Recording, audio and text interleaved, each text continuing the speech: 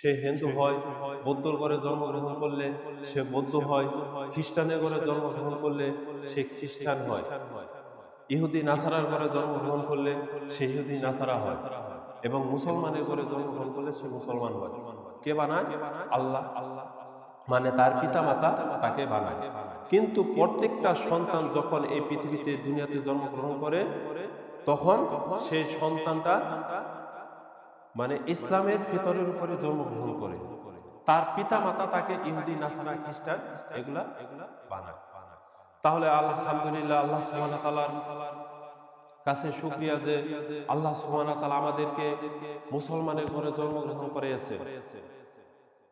আল্লাহ সুবহানাহু ওয়া তাআলা আমাদেরকে মুসলমানের ঘরে জন্মগ্রহণ করিয়েছে। এটা এই শুকরিয়া আদায় করে আমরা শেষ করতে পারবো না। অতএব সর্বদা সর্ব অবস্থায় আমরা আল্লাহ সুবহানাহু ওয়া তাআলার শুকরিয়া আদায় করি। আল্লাহ সুবহানাহু ওয়া তাআলা তো পারত আমাদের জীবন, আমাদের প্রাণটা একটা গরুর মধ্যে দিতে, একটা মহিষের মধ্যে আমাদের আত্মাটা, আমাদের জীবনটা দিয়ে দিতে পারত, কিন্তু আল্লাহ সুবহানাহু ওয়া তাআলা আমাদেরকে তা দেয় না। আল্লাহ সুবহানাহু ওয়া তাআলা আমাদেরকে দয়া করে, মায়া করে আমাদেরকে মুসলমান বানিয়েছেন এবং মানুষ বানিয়েছেন। তাহলে কি আমরা আল্লাহ সুবহানাহু ওয়া তাআলার শুকরিয়া আদায় করব না? অবশ্যই আল্লাহ সুবহানাহু ওয়া তাআলার শুকরিয়া আমাদের করা দরকার। কিন্তু আমরা তো মানুষ, আমরা আল্লাহ সুবহানাহু ওয়া তাআলাকে চিনি না, জানি না। আল্লাহ সুবহানাহু ওয়া তাআলা যে আমাদেরকে কত নিয়ামত দিয়েছেন সেগুলো আমরা সর্বদা সর্ব অবস্থায় ভক্ষণ করতেছি। যে ব্যক্তিটা অসুস্থ আছে সেই ব্যক্তিটা বলতে পারবে যে সুস্থতার মূল্য কি। এই সুস্থতা হচ্ছে আল্লাহ সুবহানাহু ওয়া তাআলার একটা নিয়ামত। সুস্থ থাকা হচ্ছে আল্লাহ সুবহানাহু ওয়া তাআলার একটা নিয়ামত। তাহলে আল্লাহ সুবহানাহু ওয়া তাআলা আমাদেরকে সুস্থ রেখেছেন, এটা আল্লাহ সুবহানাহু ওয়া তাআলার একটা নিয়ামত। আল্লাহ সুবহানাহু ওয়া তাআলা আমাদেরকে দুটা পা দিয়েছেন, আমরা এক জায়গা থেকে আরেক জায়গা যেতে পারি, এটা আল্লাহ সুবহানাহু ওয়া তাআলার একটা নিয়ামত। হাত, পা, কান দিয়েছেন, কান দিয়ে আমরা কথা শ্রবণ করতে পারি, শুনতে পারি, এটা আল্লাহ সুবহানাহু ওয়া তাআলার একটা নিয়ামত। চক্ষু দিয়েছেন, এই চক্ষু দ্বারা আমরা এই সুন্দর পৃথিবীটাকে দেখতে পারি, এটা আল্লাহ সুবহানাহু ওয়া তাআলার একটা নিয়ামত। অনেক ব্যক্তি, অনেক মানুষ আছে তার চক্ষু নাই, কিন্তু সে এই দুনিয়াটা, এই সুন্দর পৃথিবীটা দেখতে পায় না। কেন পায় না? আল্লাহ সুবহানাহু ওয়া তাআলা তাকে দেয় নাই। আমাদেরকে আল্লাহ সুবহানাহু ওয়া তাআলা দয়া করে, মায়া করে চোখ দিয়েছেন, কান দিয়েছেন, নাক দিয়েছেন, হাত দিয়েছেন, পা দিয়েছেন, সবকিছু পরিপূর্ণভাবে সৃষ্টি করেছেন। আল্লাহ সুবহানাহু ওয়া তাআলা আমাদেরকে দয়া মায়া করে দিয়েছেন। তাহলে কি আমরা আল্লাহ সুবহানাহু ওয়া তাআলার শুকরিয়া আদায় করব না? আল্লাহ তাআলার প্রশংসা করব না? আমাদের করা দরকার, আমাদের আলহামদুলিল্লাহ বলা দরকার। যখনই অবসর থাকে তখনই আমরা পড়ব সুবহানাল্লাহ, আলহামদুলিল্লাহ, আল্লাহু আকবার। এই বাক্যগুলো, ছোট ছোট বাক্যগুলো আমরা পড়ব। কেন পড়ব? আল্লাহ সুবহানাহু ওয়া তাআলা আমাদেরকে নিয়ামত দিয়েছেন। আল্লাহ সুবহানাহু ওয়া তাআলা আমাদেরকে এই পৃথিবীতে পাঠিয়েছেন, আমাদেরকে মুসলমানের ঘরে জন্মগ্রহণ করিয়েছেন। আমাদের তো পারতো হিন্দুর ঘরে জন্ম দিতে। যদি হিন্দুর ঘরে আমাদের জন্ম হতো তাহলে আমাদের জাহান্নামে যাওয়া লাগতো। বৌদ্ধর ঘরে আমাদের জন্ম হলে যদি জন্ম দিত আল্লাহ সুবহানাহু ওয়া তাআলা, তাহলে আমাদেরকে জাহান্নামে যেতে হতো। খ্রিস্টানের ঘরে যদি আল্লাহ সুবহানাহু ওয়া তাআলা আমাদেরকে জন্ম গ্রহণ করাইতেন তাহলে আমাদেরকে জাহান্নামে যেতে হতো। কিন্তু আল্লাহ সুবহানাহু ওয়া তাআলা আমাদেরকে দয়া করে, মায়া করে, ভালোবেসে আমাদেরকে মুসলমানের ঘরে জন্মগ্রহণ করেছে, মুসলমান বানিয়েছে। তাহলে কি আমরা আল্লাহ সুবহানাহু ওয়া তাআলার শুকরিয়া আদায় করব না? অবশ্যই করব। আমরা সর্বদা সর্ব অবস্থায় বলবো আলহামদুলিল্লাহ। আল্লাহ সুবহানাহু ওয়া তাআলা আমাদেরকে খামাখা হয়তো এই পৃথিবীতে, এই দুনিয়াতে পাঠায়নি, একটা উদ্দেশ্য আছে। আল্লাহ সুবহানাহু ওয়া তাআলা বলছেন, ওমা খালাকতুল জিন্না ওয়াল ইনসা ইল্লা লিয়াবুদুন, আমি মানুষ এবং জিনকে সৃষ্টি করেছি আমার ইবাদত করার জন্য, আমার গোলামি করার জন্য, আমার দাসত্ব করার জন্য, আমার হুকুম মানার জন্য, এবং যা আমি নিষেধ করেছি তা থেকে বিরত থাকার জন্য। তাহলে আল্লাহ সুবহানাহু ওয়া তাআলা আমাদেরকে পাঠাইছেন এমনি পাঠায়নি। আল্লাহ সুবহানাহু ওয়া তাআলার হুকুম মানার জন্য পাঠাইছে, আল্লাহ তাআলার আদেশ মানার জন্য পাঠাইছে।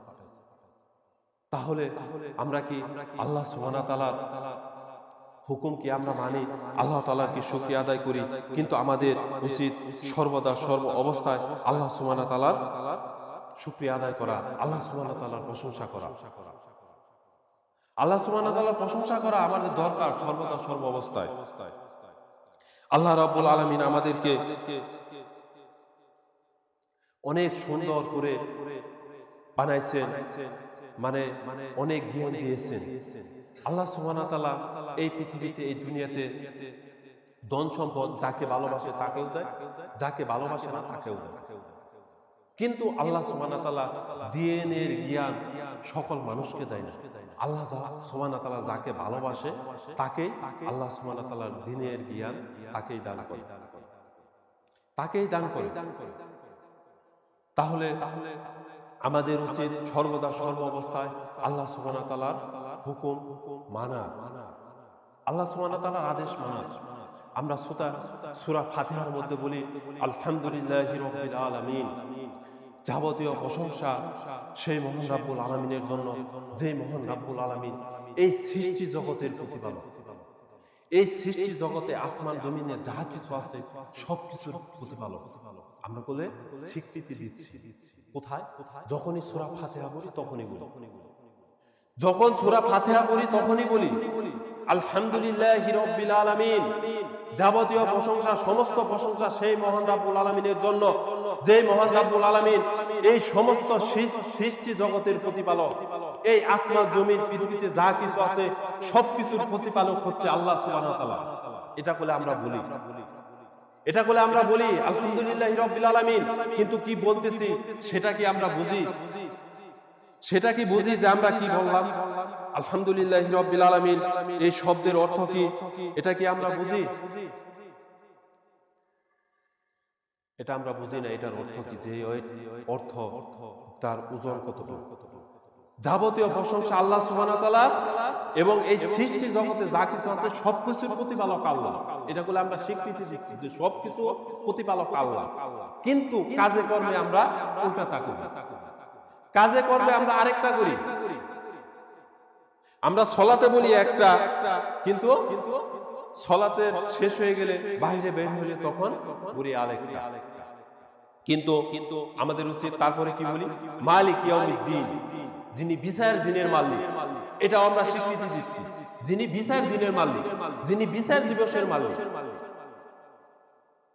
এটাও আমরা বলছি। তারপরে বলি কি? ইয়াকা নাবুদু ওয়া ইয়াকা নাস্তাইন, আমরা তোমার ইবাদত করি এবং তোমার কাছে সাহায্য চাই। আমরা তোমার ইবাদত করি, তোমার কাছে সাহায্য চাই। এটা বলে আমরা সূরা ফাতিহার মধ্যে বলতেছি, আমরা বলি যে ইয়াকা নাবুদু ওয়া ইয়াকা নাস্তাইন, আমরা একমাত্র কেবলমাত্র শুধু তোমার ইবাদত করি এবং তোমার কাছে সাহায্য চাই।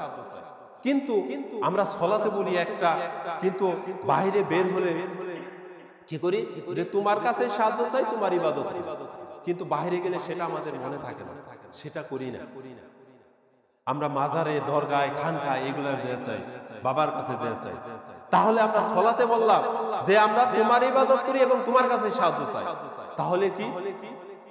আমরা বললাম যে আমরা তোমারই ইবাদত করি এবং তোমার কাছে সাহায্য চাই, কিন্তু বাইরে বের হইলে তখন আর এটা আমাদের মনে থাকে না, এটা করি না।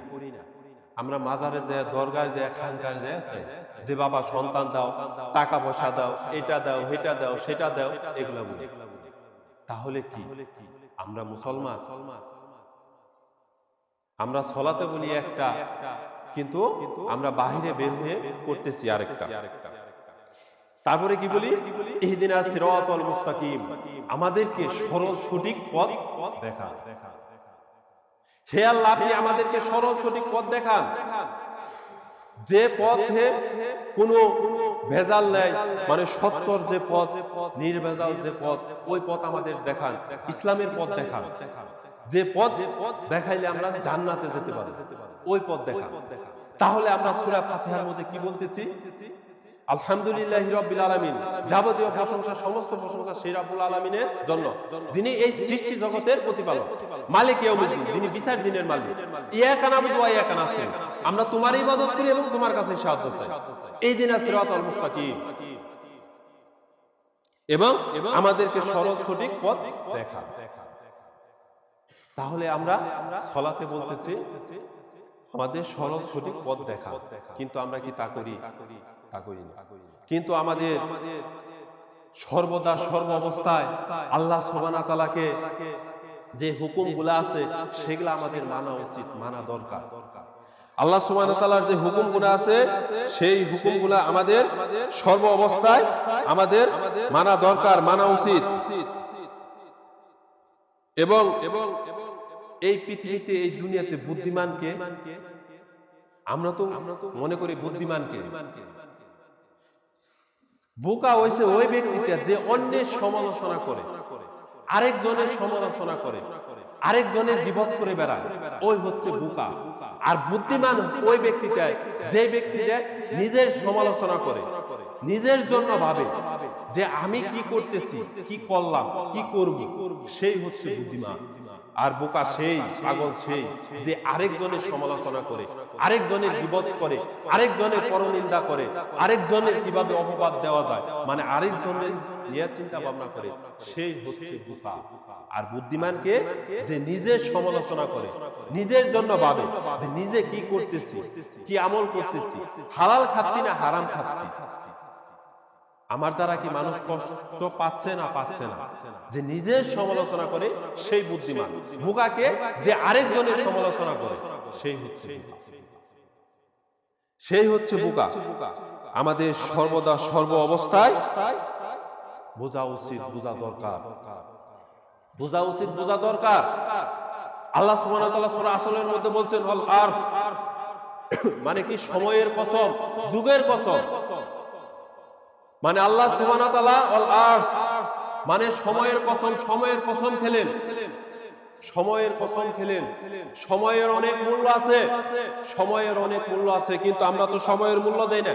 সময়ের অনেক মূল্য, সময়ের অনেক মূল্য। আমরা তো হেলায় খেলায় সময় নষ্ট করতেছি, হেলায় খেলায় সময় পার করতেছি। দোকানে বসে আড্ডা দিয়ে, চার স্টলে আড্ডা দিয়ে, আরেকজনের গীবত করে, আরেকজনের পরনিন্দা করে, এই সমস্ত কাজ কাম করে আমরা সময় নষ্ট করতেছি। আল্লাহ সুবহানাহু ওয়া তাআলা বলছেন ওয়াল আরফ, সময়ের কসম, ইন্নাল ইনসানা লাফি খুস, মানে সমস্ত মানুষ ক্ষতিগ্রস্ত, সকলেই ক্ষতিগ্রস্ত, ইল্লাল্লাযিনা আমানু, তারা নয়, তারা ব্যতীত, তারা ব্যতীত, ওয়া আমিলুস সলিহাতে ওয়াতাওয়াসাউ বিল হাক্কি ওয়াতাওয়াসাউ বিস সবর, মানে তারা ব্যতীত, কারা ব্যতীত? যারা বিশ্বাস স্থাপন করেছে এবং সৎকর্ম করেছে, ভালো আমল করে এবং পরস্পরকে সত্যের তাগিদ দেয়, সত্য কথা বলে এবং সবর করে, ধৈর্য ধারণ করে, তারা ব্যতীত। তাহলে কি?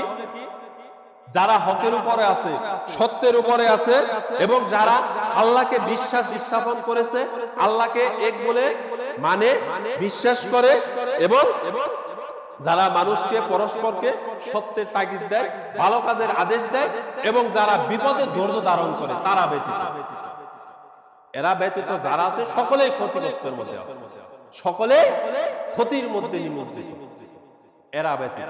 আল্লাহ সুবহানাহু ওয়া তাআলা সূরা আসরের মধ্যে বলেছেন। তাহলে সময়ের কসম গেলেন আল্লাহ, সময়ের কত মূল্য, সময়কে আমরা মূল্যায়ন করি না। সময় যে কত মূল্যবান একটা জিনিস সেটা আমরা বুঝি না। আমাদের 40, 50, 60 বছর বয়স হয়ে গেছে, আমাদের সময় চলে গেছে, সময় শেষ হয়ে যাচ্ছে, একটা করে সেকেন্ড যাচ্ছে, একটা করে মিনিট যাচ্ছে, আমাদের জীবন থেকে সময় আস্তে আস্তে কমতেছে। এই সময়ের মূল্যটা আমরা বুঝতেছি না। আল্লাহ সুবহানাহু ওয়া তাআলা আমাদেরকে এই পৃথিবীতে, এই দুনিয়াতে পাঠাইছে অল্প একটু সময় দিয়ে, অল্প একটু সময় দিয়ে। আমরা এই পৃথিবীতে কোথায় আছি? আমরা এই পৃথিবীতে কোথায় আছি? পৃথিবীতে আমরা আছি একটা সময়ের মধ্যে, আমরা আছি একটা সময়ের মধ্যে। যখন সময় শেষ হয়ে যাবে তখন এই পৃথিবী থেকে আমাদের চলে যেতে হবে। আমরা আছি তাহলে কোথায়? সময়ের মধ্যে। এই জমি আজ থেকে 100 বছর আগে এই জমি ছিল, এই জমি আজ থেকে 100 বছর পরে এই জমি থাকবে। আজ থেকে 100 বছর আগে যারা ছিল তারা এখন নাই, এখন আমরা আছি। এখন থেকে এর পরে আমরা থাকবো না, আমাদের পরে যারা আসবে তারা থাকবে, কিন্তু এই জমি জমি থেকে যাবে, এই আকাশ আকাশ থেকে যাবে, এগুলা থেকে যাবে। শুধু মাঝখানে থাকবো আমরা, শুধু মাঝখানে আমরা থাকবো না। আমরা থাকবো না কেন? আমাদের সময় শেষ হয়ে যাবে, এই কারণে আমরা এই পৃথিবী থেকে, এই দুনিয়া থেকে চলে যাব, আমাদের মৃত্যু হয়ে যাবে। আল্লাহ সুবহানাহু ওয়া তাআলা বলছেন কুল্লু নাফসি যায়কাতুল মউত, প্রত্যেকটা প্রাণীকে মৃত্যু স্বাদ গ্রহণ করতে হবে, প্রত্যেকটা প্রাণীকে মরতে হবে, একথা সত্য। আল্লাহ তাআলা বলছেন। তাহলে যখন সময় শেষ হয়ে যাবে তখন এই সুন্দর পৃথিবী থেকে আমাদের চলে যেতে হবে, আর চলে যাওয়াই হলো মৃত্যু। তাহলে আমরা কোথায় আছি? সময়ের মধ্যে আছি। আমরা কোথায় আছি? সময়ের মধ্যে আছি। আল্লাহ সুবহানাহু ওয়া তাআলা আমাদেরকে একটা সময় নির্ধারণ করে দিয়েছেন, একটা সময় ব্যাংক দিয়ে দিয়েছেন। যখন এই সময় শেষ হয়ে যাবে তখন এই পৃথিবী থেকে আমাদের চলে যেতে হবে, আর চলে যাওয়াটাই হলো মৃত্যু। তাহলে আমরা কোথায় আছি? সময়। তাহলে আমরা যেহেতু সময়ের মধ্যে আছি, তাহলে আমরা সময়কে মূল্যায়ন করি, সময়কে সঠিকভাবে কাজে লাগাই। আমরা যে সময়টা কোথায় ব্যয় করতেছি, আমরা যে সময়টা কোথায় ব্যয় করতেছি সেটা কি আমরা নিজেরা একটু ভাবতেছি? এই পর্যন্ত সকাল থেকে এখন এই জুমা পর্যন্ত মসজিদে আসছি, এর আগ পর্যন্ত যে সময়টা গেছে এই সময়টা আমরা কোথায় ব্যয় করেছি? আমরা কি ভালো কাজে ব্যয় করেছি না অন্যায় কাজে ব্যয় করেছি? সেটা আমরা নিজেরাই জানি। সেটা আমরা আমাদের নিজেদের বিবেককে একটু প্রশ্ন করি যে আমরা এই সময়টা কোথায় ব্যয় করছি। আজ থেকে এক সপ্তাহ আগে যে সময়টা চলে গেছে এই সময়টা আমরা কোথায় কোন কাজে ব্যয় করেছি? ভালো কাজে ব্যয় করেছি না অন্যায় কাজে ব্যয় করেছি? সেটা আমরা একটু প্রশ্ন করে দেখি। কিন্তু এই সময়ের হিসাব আল্লাহ সুবহানাহু ওয়া তাআলার কাছে দিতে হবে। এই সময়ের হিসাব আল্লাহ সুবহানাহু ওয়া তাআলার কাছে দিতে হবে। কিন্তু সময় তো চলে যাচ্ছে। আজ থেকে এক সপ্তাহ আগে 7 দিন আগে যে সময়টা চলে গেছে এই 7 দিন, এই 7টা দিন এর যে সময়টা গেছে এই সময়টা আমরা কোন কাজে ব্যয় করেছি? কোন ধর্মীয় কাজে, ইসলামিক কাজে, জান্নাতে যে যাব সেই নেক আমলের কাজে, না অন্যায় কাজে, না জুলুমের কাজে ব্যয় করেছি, না জাহান্নামের পথে যাব সেই কাজে সময়টা ব্যয় করেছি? সেটা আমরা আমাদের নিজেদের বিবেককে একটু প্রশ্ন করি। কিন্তু সময় করে চলে গেছে। আজ থেকে 1 মাস আগে যে সময়টা, এই সময়টা আমরা কোন কাজে ব্যয় করেছি? ভালো কাজে না খারাপ কাজে? সেটা আমরা আমাদের নিজেদের বিবেককে একটু প্রশ্ন করি, নিজেদের বিবেককে একটু প্রশ্ন করি। আল্লাহ সুবহানাহু ওয়া তাআলা আমাদেরকে মানুষ বানাইছেন, আমাদেরকে জ্ঞান দিয়েছেন, বিবেক দিয়েছেন, বুদ্ধি দিয়েছেন। ভালো কোনটা সেটা আমরা বুঝি, খারাপ কোনটা সেটা আমরা বুঝি। কিন্তু ধর্মের ব্যাপারে বললে, ইসলামের ব্যাপারে বললে তখন আমরা বুঝি না। ইসলামের ব্যাপারে কিছু কোনো কাজের কথা বললে সেটা আমরা বুঝি না, কিন্তু ভালো কোনটা খারাপ কোনটা সেটা আমরা বুঝি। বাজারে গেলে আমরা কি পচা মাছ কিনি না, বেছে বেছে যেটা ভালো মাছ সেই মাছটা কিনি। কেন ভালো মাছ কিনি? আমরা বুঝি, আমাদের জ্ঞান আছে যে এটা পচা মাছ, এটা কিনা যাবে না, এটা গন্ধ, এটা নষ্ট হয়ে গেছে, যেটা ভালো মাছ ওটা কিনি। যখন মাছ দিয়ে ভাত খাই তখন কাঁটা ফেলে খাই। কেন খাই? জানি যে কাঁটা সহ যদি খাই তাহলে এটা কাঁটা বিনবে, গলার মধ্যে কাঁটা বিনবে। এটা আমাদের বুদ্ধি আছে। কিন্তু ধর্মের ব্যাপারে, ইসলামের ব্যাপারে তখন আমাদের এটা বুদ্ধি হয় না। ইসলামের কথা বললে, সালাতের কথা বললে, সিয়ামের কথা বললে তখন আমরা বুঝি না। ধর্মের কথা বললে তখন বুঝি না, অন্য বেলায় ঠিকই বুঝি। তাহলে আল্লাহ সুবহানাহু ওয়া তাআলা আমাদেরকে জ্ঞান দিয়েছেন, বিবেক দিয়েছেন, বুদ্ধি দিয়েছেন। তাহলে আমরা এই জ্ঞানটা কোন কাজে ব্যয় করতেছি? এই সময়টা কোন কাজে ব্যয় করতেছি? এই সময়ের হিসাব আল্লাহ সুবহানাহু ওয়া তাআলার কাছে একদিন দিতে হবে। আল্লাহ সুবহানাহু ওয়া তাআলার কাছে একদিন দিতে হবে। আল্লাহ সুবহানাহু ওয়া তাআলার কাছে কাল কিয়ামতের মাঠে জন্ম থেকে নিয়ে কবর পর্যন্ত যে সময়টা আমরা এই পৃথিবীতে, এই দুনিয়াতে ব্যয় করেছি সমস্ত হিসাব আল্লাহ সুবহানাহু ওয়া তাআলার কাছে কাল কিয়ামতের মাঠে পুঙ্খানুপুঙ্খানু রূপে দিতে হবে, বুঝিয়ে দিতে হবে যে সময়টা কোন কাজে ব্যয় করেছি। এই সময়টা, এই হিসাবটা আল্লাহ সুবহানাহু ওয়া তাআলার কাছে বুঝিয়ে দেওয়ার আগ পর্যন্ত কেউ এক পা এগোতে পারবে না, সামনে এগোতে পারবে না। তাহলে জীবনের সমস্ত হিসাব আল্লাহ সুবহানাহু ওয়া তাআলার কাছে আমাদেরকে বুঝিয়ে দিতে হবে। তাহলে আমরা এই সময়টা কোন কাজে ব্যয় করতেছি? সময় করে চলে যাচ্ছে, ভালো কাজে না খারাপ কাজে? ভালো কাজে না খারাপ কাজে? আল্লাহ সুবহানাহু ওয়া তাআলা আমাদেরকে এত সুন্দর করে বানাইছেন। এই যে আল্লাহ সুবহানাহু ওয়া তাআলা আমাদেরকে সুস্থ রেখেছেন, এটা আল্লাহ সুবহানাহু ওয়া তাআলার একটা নিয়ামত। আল্লাহ সুবহানাহু ওয়া তাআলা একটা নিয়ামত। আল্লাহ সুবহানাহু ওয়া তাআলা আমাদের যে সুস্থ রেখেছেন এটা আল্লাহ তাআলার নিয়ামত। আল্লাহ সুবহানাহু ওয়া তাআলা একটা নিয়ামত। আমরা সময় পাই না, আমরা সময় পাই না। কি সময় পাই না? যখন সালাতের সময় হয় তখন মসজিদে যাওয়ার সময় পাই না, তখন সালাত আদায় করার সময় পাই না। কেন? আমরা অনেক ব্যস্ত, ব্যবসা নিয়ে ব্যস্ত, বা যে যে কাজ কাম করে ওই কাজে প্রতি খুব ব্যস্ত, এখন নামাজে যাওয়ার সময় নেই। কিন্তু যে সময়টা আমাকে আপনাকে আল্লাহ সুবহানাহু ওয়া তাআলা দিয়েছেন, আল্লাহ সুবহানাহু ওয়া তাআলা সুস্থ রেখেছেন, মুয়াজ্জিন মসজিদ থেকে যাকে হাইয়া আলাস সালাহ, হাইয়া আলাল ফালাহ, নামাজের জন্য আসো, কল্যাণের জন্য আসো, আর তখন আমরা বলি আমি খুব ব্যস্ত আছি, মানে আমরা কাকে বলছি? আল্লাহকে বলছি আমি খুব ব্যস্ত আছি।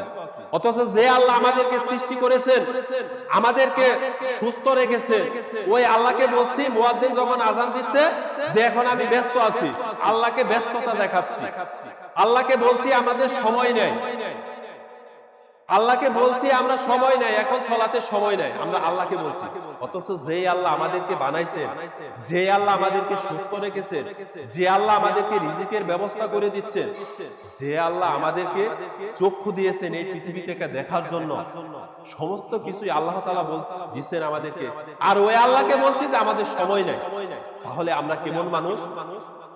সালাতের সময় হলে যে আসেন সালাত আদায় করেন, আল্লাহকে বলছি সময় নেই। আমরা কত ব্যস্ত মানুষ। সময় যে সময় দিল আল্লাহ, সুস্থ রেখেছেন আল্লাহ, আমাদের রিজিকের ব্যবস্থা করে দেন আল্লাহ, আমরা আল্লাহর জমিনে থাকি, আল্লাহর খাই, আল্লাহর করি, আর আমরা আল্লাহকে বলছি আমাদের সময় নেই। আমরা আল্লাহকে বলছি সময় নাই। এখানে আল্লাহ তাআলা বলছেন ওলা সময়ের কসম, ইন্নাল ইনসানা লাফি খুসর, সমস্ত মানুষ ক্ষতিগ্রস্ত, ইল্লাল্লাযিনা আমানু, যারা ঈমান এনেছে, আমিলুস সলিহাতে, এবং সলিহ করে, ভালো কাজ করে, এবং আমানুস সলিহাতে অত সবিল হককে, এবং যারা হকের উপর আছে অত সবিল সবর, এবং যারা সবর করে, ধৈর্য ধারণ করে বিপদে, তারা ব্যতীত সকলেই ক্ষতিগ্রস্ত।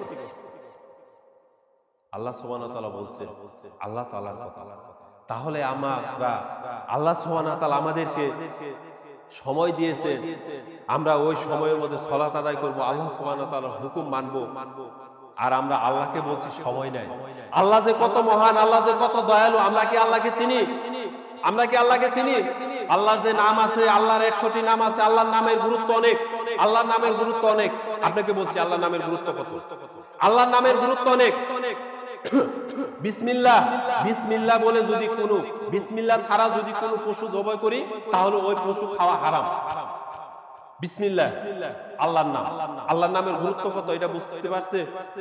বিসমিল্লাহ ছাড়া যদি কোনো পশুই জবাই করি, 2 লক্ষ টাকা দামের গরু যদি জবাই করি বিসমিল্লাহ ছাড়া, তাহলে ওই গরু মাংস খাওয়া হারাম। কেন হারাম? আমরা বিসমিল্লাহ বলে জবাই করি না, এই কারণে। তাহলে আল্লাহ সুবহানাহু ওয়া তাআলার নামের গুরুত্ব কত? আল্লাহ তাআলার নামের গুরুত্ব কত?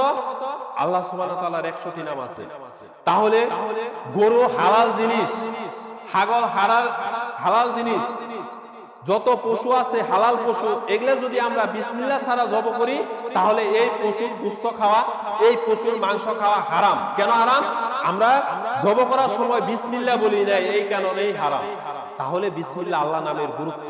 তাহলে আল্লাহ সুবহানাহু ওয়া তাআলার নামের গুরুত্ব কত? আল্লাহ সুবহানাহু ওয়া তাআলার নামের গুরুত্ব অনেক, আল্লাহ সুবহানাহু ওয়া তাআলার নামের ফজিলত অনেক। বিসমিল্লাহ না বলার কারণে হালাল জিনিস হারাম হয়ে গেছে। তাহলে যদি বিসমিল্লাহ ছাড়া পশু জবাই করি, তাহলে ওই পশুর মাংস খাওয়া হারাম। বিসমিল্লাহ হচ্ছে আল্লাহ নামের গুরুত্ব। তাহলে আল্লাহ নামের গুরুত্ব কত? আরো বলছি। সালাম, আমরা যখন বাড়িতে প্রবেশ করি আসসালামু আলাইকুম যদি না বলি, তাহলে ওই বাড়িতে শয়তান প্রবেশ করে। তাহলে সালাম, এটা হচ্ছে আল্লাহ নামের একটা গুরুত্ব। যদি আমরা সালাম না দিয়ে বাড়িতে প্রবেশ করি, তাহলে ওই বাড়িতে শয়তান প্রবেশ করে। আমরা যদি সালাম না দিয়ে বাড়িতে প্রবেশ করি, তাহলে ওই বাড়িতে শয়তান প্রবেশ করে।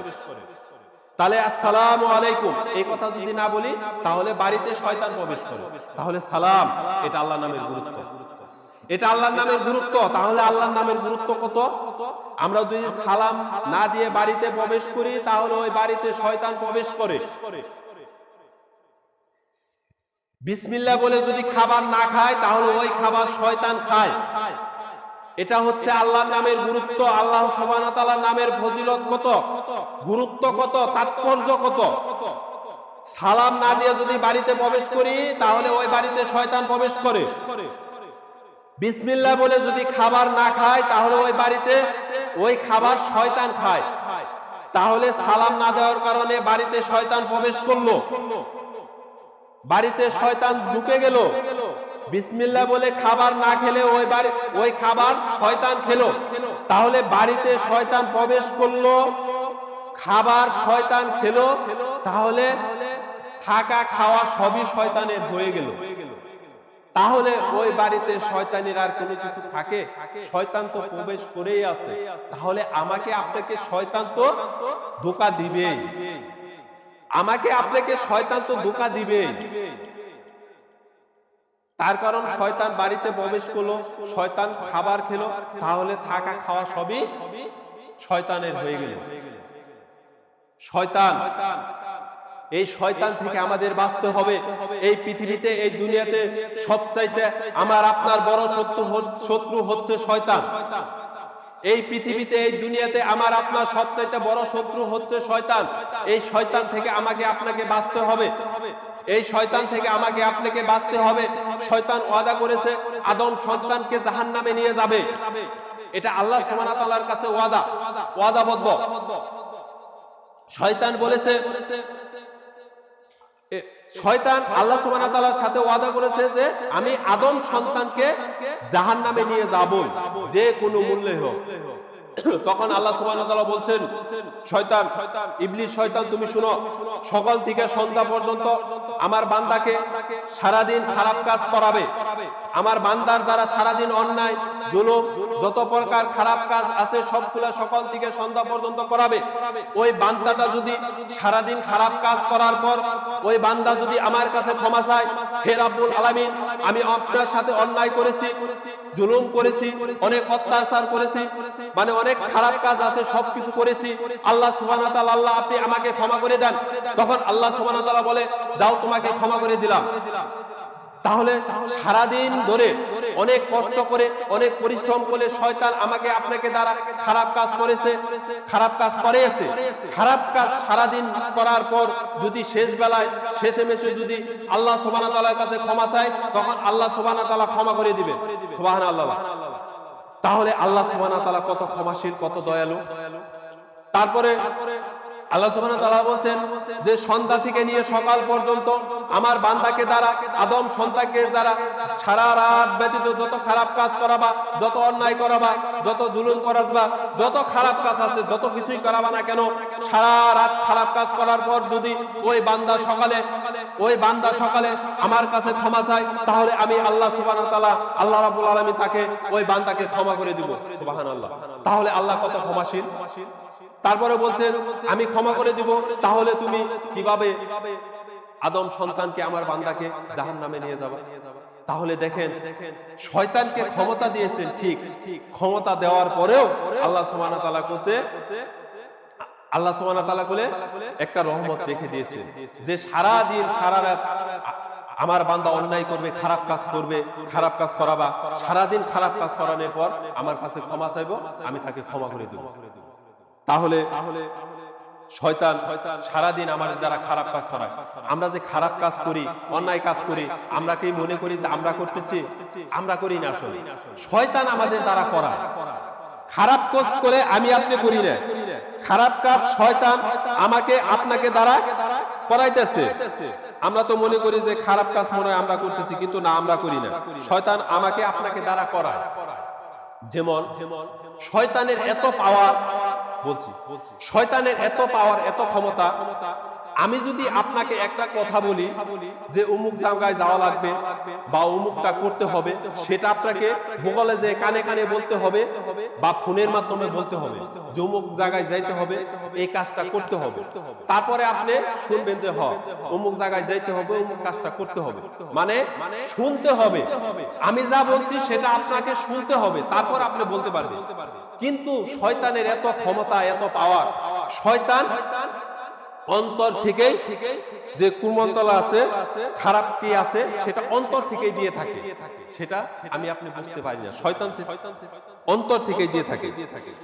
সূরা নাসের মধ্যে আল্লাহ সুবহানাহু ওয়া তাআলা বলছেন মিন শাররিল ওয়াসওয়াসিল খান্নাস, তার অনিষ্ট থেকে যে কুমন্তনা দেয়, মানে এবং আত্মগোপন করে, মানে আত্মগোপনে থাকে, এটা আল্লাহ তাআলা বলছেন সূরা নাসের মধ্যে। মিন শাররিল ওয়াসওয়াসিল খান্নাস, মানে তার অনিষ্ট থেকে এবং কুমন্তনা থেকে বাঁচো। যে কুমন্তনা দেয় আমাকে আপনাকে দেয় এবং সে আত্মগোপনে থাকে, কিন্তু আমরা তাকে দেখতে পাই না, সে আত্মগোপনে থাকে। শয়তান আমাদের দ্বারা করাচ্ছে এবং করানোর পরে সে আত্মগোপনে থাকে, আমরা বলতে পারি না যে শয়তান আমাকে আপনাকে দ্বারা খারাপ কাজ করাচ্ছে, সে আত্মগোপনে থাকে। সূরা নাসের মধ্যে আল্লাহ সুবহানাহু ওয়া তাআলা বলছেন, তারপরে বলছেন পরের আয়াতে, আল্লাযী ওয়াসউইসু ফি সুদুরিন নাস, যে কুমন্ত্রণা দেয় মানুষের অন্তরে। এটা আমার কথা না, এটা আল্লাহর কথা।